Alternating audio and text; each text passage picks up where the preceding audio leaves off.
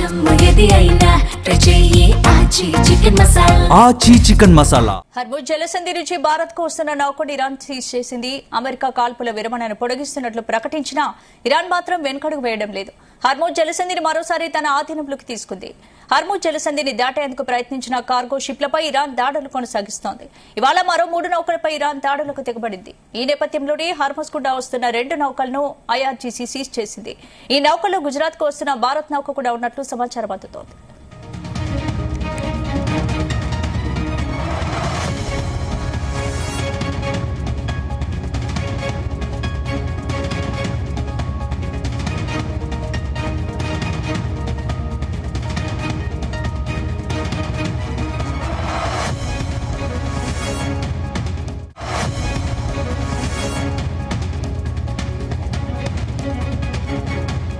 Hormuz జలసంధి నుంచి భారత్ కు వస్తున్న నౌకను ఇరాన్ సీజ్ చేసింది. అమెరికా కాల్పుల విరమణను పొడిగిస్తున్నట్లు ప్రకటించినా ఇరాన్ మాత్రం వెనుకడుగు వేయడం లేదు. హర్ముజ్ జలసంధిని మరోసారి తన ఆధీనంలోకి తీసుకుంది. హర్ముజ్ జలసంధిని దాటేందుకు ప్రయత్నించిన కార్గో షిప్లపై ఇరాన్ దాడులు కొనసాగిస్తోంది. ఇవాళ మరో 3 నౌకలపై ఇరాన్ దాడులకు తెగబడినట్టు తెలుస్తోంది. ఇందుకు సంబంధించిన పూర్తి అప్డేట్స్ మా చీఫ్ న్యూస్ కోఆర్డినేటర్ రాధాకృష్ణ అందిస్తారు. రాధాకృష్ణ. గుడ్ ఈవినింగ్ స్పందన. ఇరాన్ సంబంధించి ఇరాన్ యుద్ధ వ్యూహంలో మరొకసారి హర్ముజ్ జలసంధిని ముందు పెట్టి ప్రపంచ దేశాలందరికీ కూడా ఒక రకమైన ఉద్రిక్త పరిస్థితుల్లోకి, ఆందోళన వాతావరణంలోకి నెట్టే ప్రయత్నం చేస్తున్నట్టు కనబడతా ఉంది. సో గత కొద్ది రోజులుగా 2 వారాలుగా ప్రశాంత వాతావరణం ఉన్నది. ఎందుకంటే కాల్పుల విరమణ ఒప్పందం ఇరాన్ అమెరికా ఇద్దరికి సంబంధించి కాల్పుల విరమణ ఒప్పందం అమలు ఉండడంతో సో ఇరాన్ కూడా కొంత చర్చలకు, ఇరాన్ అమెరికా మధ్య చర్చలు ఉంటాయి. చర్చల ద్వారా అల్టిమేట్ గా పశ్చిమాసియాలో శాంతియుత పరిస్థితులు, శాంతియుత వాతావరణం ఏర్పడుతుందని చెప్పేసి అంతా భావించారు.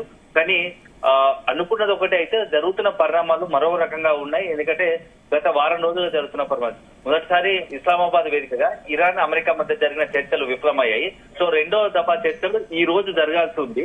కానీ కొన్ని కారణాల వల్ల ఇరాన్ చర్చలకు వెళ్ళలేదు. సో దీంతో యుద్ధానికి మరొకసారి సిద్ధపడుతుందా ఇరాన్ అన్నట్టుగా కూడా కొంత అనుమానాలు, సందేహాలు కలుగుతా ఉన్నాయి. ఎందుకంటే ఇప్పటికే ఈ రోజు సాయంత్రం 5 గంటలకు కాసేపటి క్రితమే ఏదైతే 2 వారాల కాల్పుల విరమణ ఒప్పందం గడువు ముగిసింది. అయినప్పటికీ అమెరికా అంత కొద్ది రోజుల పాటు వెయిట్ చేసే ధోరణిలో అమెరికా ఉంది. అయితే ఇరాన్ మాత్రం ఎట్టి పరిస్థితుల్లో అమెరికాతో చర్చలకు వెళ్లే ప్రసక్తే లేదని చెప్పేసి స్పష్టం చేస్తుంది. ఈ నేపథ్యంలో పరిస్థితులు కొంత ఉద్రిక్తంగా మారుతున్నట్టుగా తెలుస్తోంది. ఎందుకంటే హర్ముజ్ జలసంధి వద్ద గత 4-5 రోజులుగా జరుగుతున్న పరిణామాలు దీన్ని సూచిస్తున్నాయి. ముఖ్యంగా 4 రోజుల క్రితం భారత్ కు సంబంధించినటువంటి 2 నౌకల పైన కాల్పులు జరిపింది. సో దారికి దిగింది ఇరాన్. భారత్ చాలా సీరియస్ గా తీసుకుంది. ఇప్పుడు అది అయిన తర్వాత తాజాగా ఈ రోజు కూడా మరొక నౌకకు సంబంధించి పూర్తి స్థాయిలో హర్ముజ్ జలసంధిని మొత్తంగా కూడా పూర్తి స్థాయిలో చుట్టుముట్టింది. హర్ముజ్ జలసంధి నుంచి ఏ ఒక్క నౌకను కూడా అక్కడి నుంచి ఇతర వాణిజ్య నౌకల నుంచి కూడా వేరే చోటుకు వెళ్లకుండా, అక్కడ హర్ముజ్ జలసంధి దాటకుండా మొత్తంగా తన గుప్పిట్లో పెట్టుకుంది. తాజాగా సాయంత్రం భారత్ సంబంధించిన ఒక చమురు నౌకను భారత్ కు వస్తున్న క్రమంలో అక్కడ ఒమన్ సమీపంలో దానిపై దాడి చేసినట్టుగా తెలుస్తుంది. చమురు నౌక పూర్తిగా ధ్వంసమైనట్టుగా కూడా ఒక సమాచారం వస్తుంది. కాకపోతే అందులో ఉన్న వారికి మాత్రం ఎలాంటి ప్రాణాపాయం లేదని కూడా కొంత సమాచారం ఉంది. సో అల్టిమేట్ గా దీనికి సంబంధించి మరింత పూర్తి సమాచారం రావాల్సి ఉంది. సో మొత్తానికి ఏదేమైనా పరిస్థితులు మాత్రం మొత్తం భారత్ తో పాటు అనేక దేశాలకు ఆందోళన కలిగేలా మారుతున్నాయని చెప్పవచ్చు. ఎందుకంటే హర్ముజ్ జలసంధి చుట్టే ఇప్పుడు మొత్తం ప్రపంచ దేశాలంతా కూడా ఒక రకంగా చమురు కావచ్చు, గ్యాస్ సంబంధించి నిత్యం వందలాది వేలాది అక్కడ ఉన్నటువంటి హర్ముజ్ జలసంధికి సంబంధించి నౌకలు, వాణిజ్య నౌకలు అక్కడ నుంచి ప్రయాణిస్తాయి. సో ఈ నేపథ్యంలో ఇప్పుడు హర్ముజ్ జలసంధిని తన గుప్పిట్లో పెట్టుకొని ఇరాన్ అసలు యుద్ధానికి మొదలు పెట్టిందా అనేది కూడా సందేహాలు కలుగుతున్నాయి. ఎందుకంటే మొదటగా యుద్ధంలో ఫిబ్రవరి 28వ రోజున మొదలైనటువంటి యుద్ధము దాదాపుగా 6 వారాల పాటు యుద్ధం కొనసాగింది. ఇరాన్ కి సంబంధించి అనేకమైనట్టుగా అమెరికా ఇద్దరు పూర్తిగా ఇరాన్ సంబంధించి అత్యంత కీలకమైనటువంటి విద్యుత్ పాయింట్లు కావచ్చు, ఇతరత్ర అన్ని టార్గెట్ మొత్తంగా టార్గెట్ ప్రైస్ రీచ్ అయ్యేలాగా దాడులకు పాల్పడింది. ఇరాన్ నుంచి కూడా అదే స్థాయిలో గల్ఫ్ కంట్రీస్ తో పాటు ఇతరత్ర ఇజ్రాయెల్ టార్గెట్ చేసుకుని దాడులు కొనసాగాయి. సో మొత్తం ఒక రకంగా చెప్పాలంటే ఈ 2 దేశాల మధ్య యుద్ధం ఏమో కానీ మొత్తం దాని ఇంపాక్ట్ మాత్రం ప్రపంచ దేశాల మీద పడుతుంది. ముఖ్యంగా ఏషియన్ కంట్రీస్ లో. ఎందుకంటే భారత్ తో పాటు అనేక దేశాలు కూడా, పాకిస్తాన్, శ్రీలంక అనేక దేశాలు కూడా నిత్యం ఏంటంటే చమురు కావచ్చు, గ్యాస్ కావచ్చు, ఇక గల్ఫ్ కంట్రీస్ నుంచే అదే మొత్తంగా కూడా దిగుమతి చేసుకుంటుంటారు. సో ఈ నేపథ్యంలో భారత్ కు రావాల్సినటువంటి, భారత్ కి కాదు ఆసియా దేశాలకు రావాల్సినటువంటి చమురు గ్యాస్ అంతా కూడా రోజు రోజుకు ఇక్కడ దేశాల్లో ఆయా దేశాల్లో నిల్వలు తగ్గిపోతున్నాయి. దానికి సంబంధించి ఒత్తిడి పెరుగుతోంది, జనాల్లో వినియోగం తగ్గుతా ఉంది. ఈ నేపథ్యంలో అల్టిమేట్ గా వెంటనే దానికి సంబంధించి ఒకవేళ కొరత ఏర్పడడంతో దేశవ్యాప్తంగా కూడా కొంత గ్యాస్ సంబంధించి గత 2 నెలలుగా మన పరిస్థితి ఎలా ఉందో మనం అబ్జర్వ్ చేయాల్సి ఉంటుంది. సో ఇప్పుడు తాజా కూడా మరొకసారి ఈ యొక్క భారత్ టార్గెట్ గా నౌకలు మూడోసారి ఇట్లా 2 సందర్భాల్లో భారత్ నౌకల టార్గెట్ గానీ ఇప్పుడు దాడులకు పాల్పడటం కొంత అనేక అనుమానాలు తాగిస్తోంది. ఒకవైపు ఎందుకంటే పాకిస్తాన్ మధ్యవర్తిత్వం వహిస్తోంది. పాకిస్తాన్ మధ్యవర్తిత్వంతో ఇస్లామాబాద్ వేదికగా అమెరికా ఇరాన్ మధ్య చర్చలు జరిగాయి. మొదటి దఫా చర్చలు ఉంటే రెండో దఫా చర్చలు అంటే మొదటి దఫా పూర్తి స్థాయిలో ఫలప్రదం కాలేదు.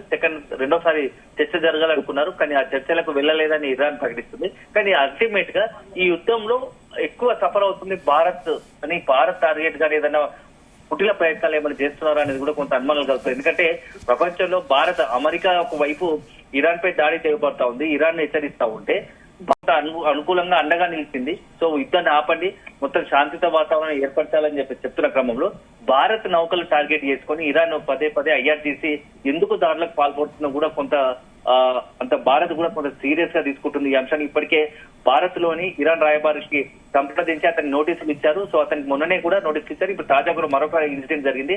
వరుస జరుగుతున్న పరిణామాలపైన భారత్ కూడా అప్రమత్తమైంది. సో ఇంటెన్షనల్ గా ఏదైనా దాడులు చేస్తున్నారా లేదంటే వాణిజ్య నౌకలు, ఎందుకంటే గతంలో ఇరాన్ ఇచ్చిన అక్కడ ఇరాన్ సుప్రీం ఇచ్చిన ఆజ్ఞల మేరకే, ఎందుకంటే భారత్ కు సంబంధించిన వెళ్లాల్సిన నౌకలు అన్నిటి కూడా అనుమతి ఉంటుంది అని చెప్పేసి గతంలో ఇరాన్ ప్రకటించింది. దాన్ని బేస్ చేసుకుని అక్కడి నుంచి నౌకలు తీరం దాటే అరుణాచలం దాటే ప్రయత్నం చేస్తున్న భారత్కు వచ్చేందుకు ఇలాంటి నేపథ్యంలో ఈ దాడులు జరగడం, సో మరొకసారి మొత్తంగా కూడా ప్రపంచ దేశాలకు ఇరాన్ ఏదైనా హెచ్చరికలు జారీ చేయాలనుకుంటుందా అనేది కూడా కొంత మనం వేచి చూడాల్సి ఉంది. సో అల్టిమేట్ గా ఇప్పుడున్న పరిస్థితులు మాత్రం మరింత భవిష్యత్తులో భారత్ తో పాటు అనేక దేశాలకు ఈ చమురు గ్యాస్ విషయంలో మరింత ఇబ్బందికర పరిస్థితులకు వచ్చే అవకాశాలు మాత్రం స్పష్టంగా కనబడుతున్నాయి. సో అల్టిమేట్ గా భారత్ దీన్ని ఎట్లా ఎదుర్కోబోతా ఉంది, సో ఇరాన్ వ్యూహం ఏంటిది, సో ఒకవైపు అమెరికా కాల్పుల విరమణ ఒప్పందాన్ని పొడిగించినప్పటికీ ఇరాన్ ఎందుకు ఇట్లా దాడులకు పాల్పడుతుందో కూడా కొంత ఆలోచించాల్సిన అవసరం వస్తుంది. సో అల్టిమేట్ గా రాబోయే 2-3 రోజుల్లో ఈ యొక్క యుద్ధానికి సంబంధించి పశ్చిమాసియాలో అసలు శాంతియుత వాతావరణం ఏర్పడడానికి అవకాశం ఉందా, లేదంటే ఇరాన్ ముందుగానే ఇట్లా యుద్ధానికి ముందుకెళ్తుందా, లేకుంటే ఇరాన్ విషయంలో అమెరికా ఏదైనా నిర్ణయం తీసుకోబోతుందా, సంచలన నిర్ణయం అనేది కూడా మనం వేచి చూడాల్సి ఉంటుంది. స్పందన. Thanks for the updates.